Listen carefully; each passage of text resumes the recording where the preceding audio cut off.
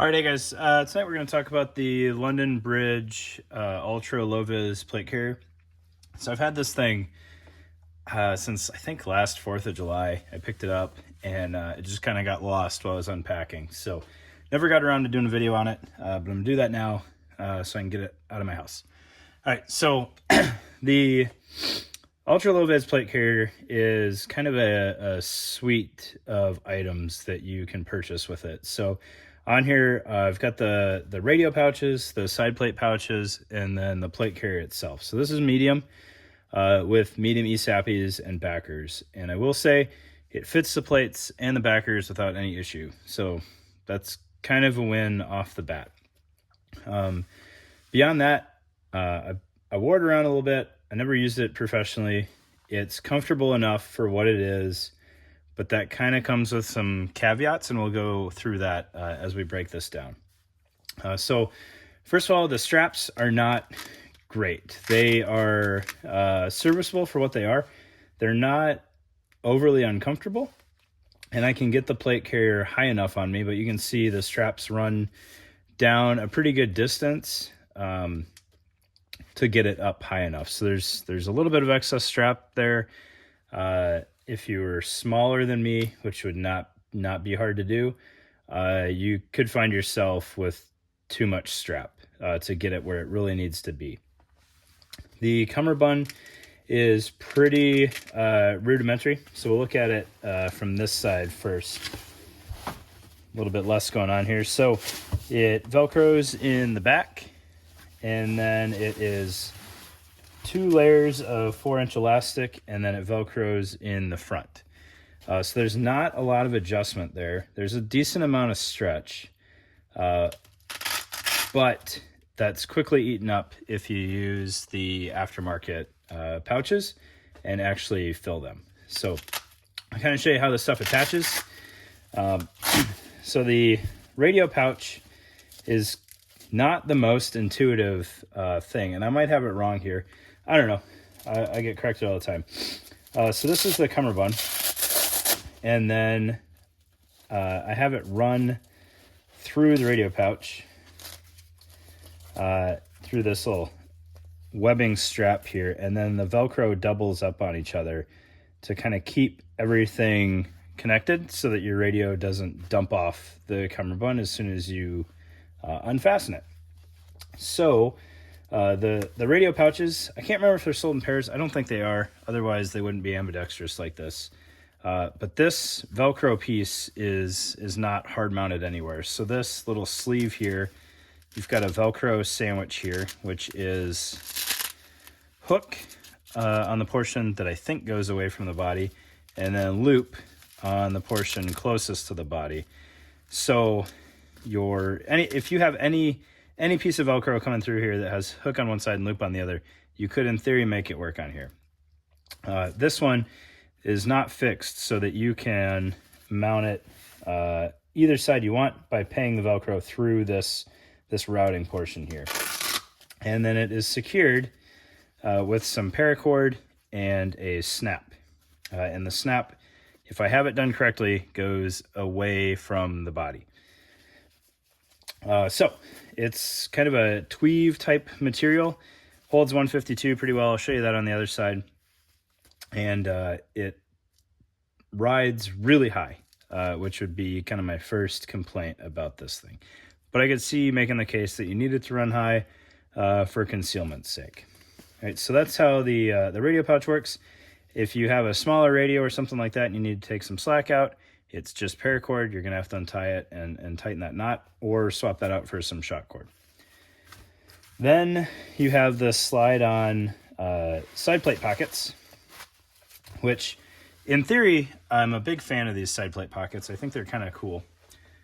They don't really work out great in practice. So the pass-through is completely unlined as far as Velcro goes. So it's just slide on, which means that if you're not using the radio pockets, these are going to come off every time you undo the Cummerbund, which is not ideal. Also, if you don't have anything else on the Cummerbund, they can slide around wherever. So you might start out with your side plates all the way butted up against your front plates and then find them migrating elsewhere. Additionally, they have some capability for load bearing on the outside of them. So your stuff might not be where you thought it was when you go to actually use your kit. So if you've got a mag in there or a flashbang or something like that, you might find that it has moved around to the back of your body, which is not great. As far as what side plates they fit, I've got MSAPs in the other side, and I think that's about all you're going to get in there is an MSAP side plate.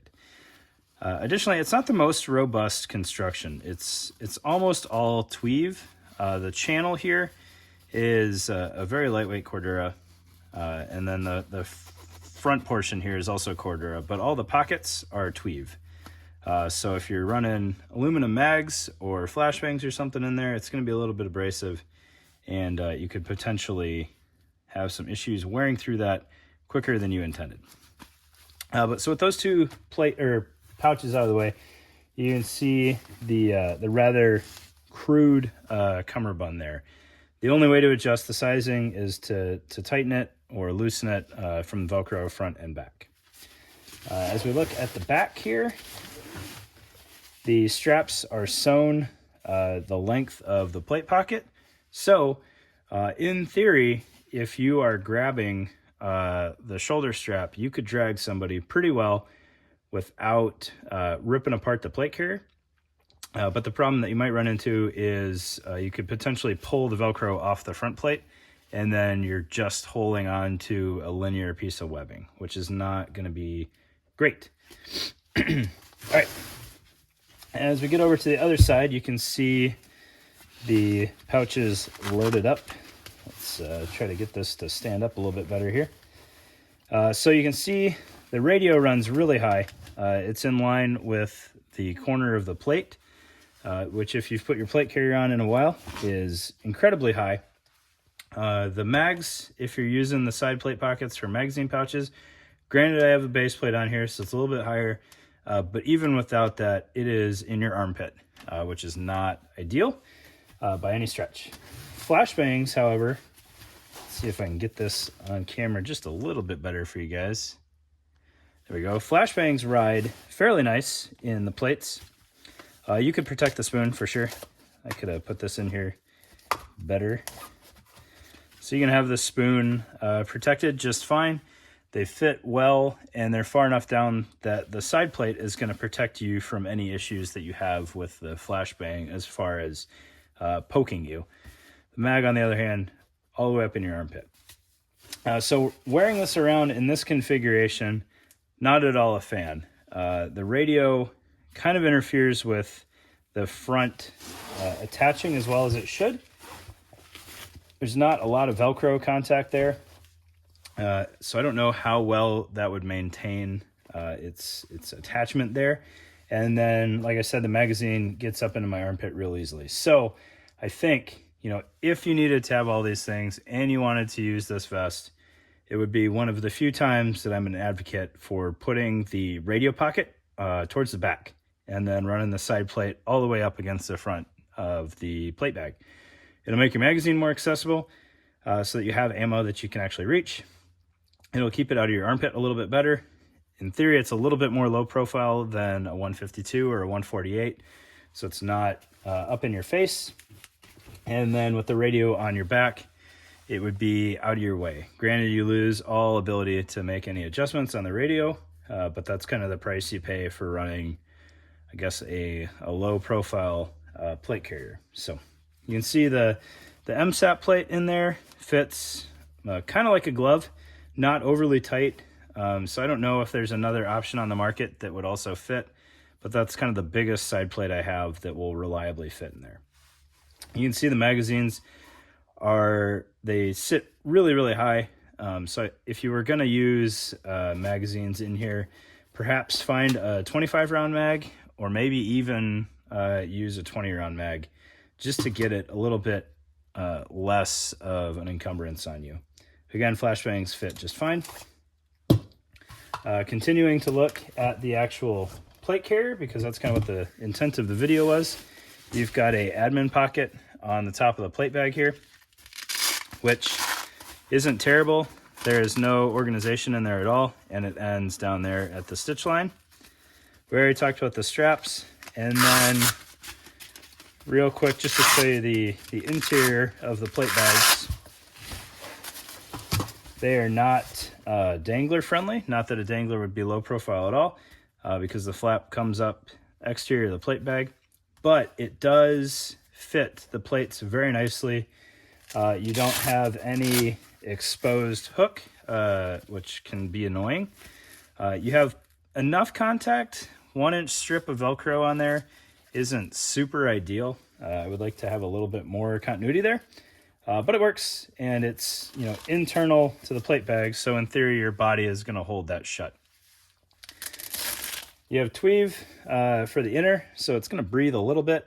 Not that it's great, but the stretchiness does help it fit the plates better. And that's kind of it. I just checked the pricing on these. You can find them on eBay occasionally. There's a couple up there that are a slightly different version for $100 right now. The plate carrier as it sits from LBT, I think, is $240. So it's kind of pricey, but that's it. Thanks for your time, guys.